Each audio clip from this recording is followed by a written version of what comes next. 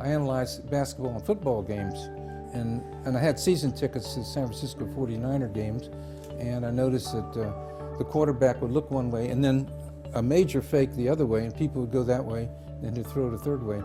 So I started just for the fun of it, because it was the 1960s and creativity was in the air and people just inventing new things, and Byrne was brainstorming new ideas. So just one day I decided to see if I could find a diagram, because Byrne had taught us, don't say anything you can't diagram.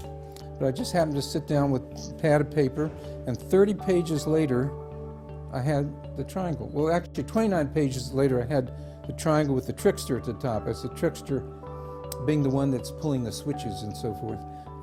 Or in basketball, it's the coach who's making the plays, or in football.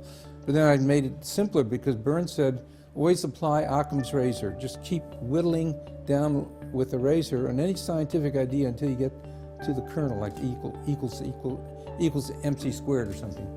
So I kept working on it until I got the triangle, and named it persecutor, rescuer, and victim. And I just put it on the board for my patients to see. I never told Byrne for 2 years. I didn't tell him about the idea.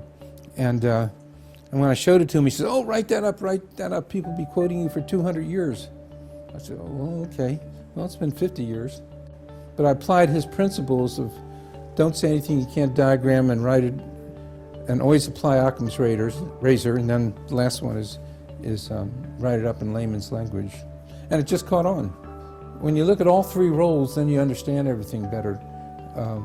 But most people use a triangle just as the rescuer to victim. You get caught in a situation where a rescuer winds up saving the victim and actually being a martyr and sacrificing a lot by taking care of somebody.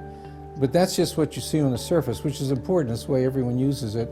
And I don't know if many people will take to the compassion triangle, which is to show that there's reasons underneath it all to explain why they're in that game. T.B. Kaler once told me, you're lucky you lived this long in order to see yourself as a legend. So I'm thinking, wow, my drama triangle is really out there, and it's used everywhere, and that's a big part of the KPM package. And I thank you for putting it all together and giving it a name.